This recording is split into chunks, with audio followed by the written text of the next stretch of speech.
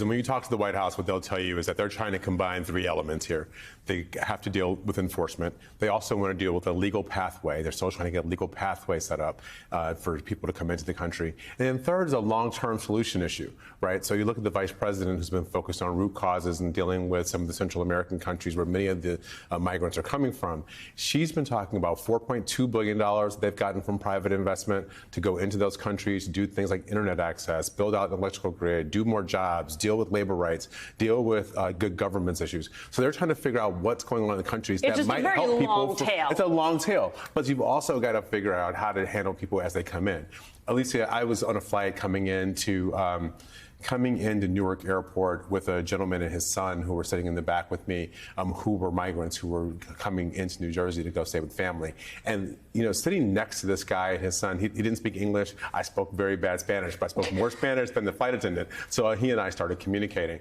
You know, we have to have a human approach to this, too, because on our way in, as we were landing that airplane in Newark Airport, he picked up the phone. He had his wife on the phone back at home on FaceTime, and he pointed out the window and he said, "American dream. American dream." And he was looking at the images of the city as he was coming in. We've got to have a human approach to this that I think gets lost in all of our conversation about legislation and moving, all these different troops around from one place to another. Right. And Paolo, here's the thing. It certainly gets lost in the fear-mongering around this idea of, I don't use the word surge because I think it takes away people's humanity, but the increase in migrants coming to the southern border when Title 42, a Trump-era policy, is lifted. That rhetoric, though, it amidst the years of backlogs in processing migrants, especially during the pandemic, decades of bad policies. I mean, at the end of the day, to really get this done properly requires a legislative solution, and it requires Republicans coming to the table in good faith.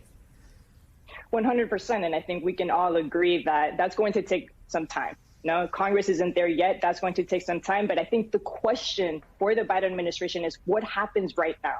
No, what happens right now? They have this incredible opportunity to start to reset the framework, reset the debate, be confronted with a moral choice, and really start to really differentiate themselves from the Trump era policy.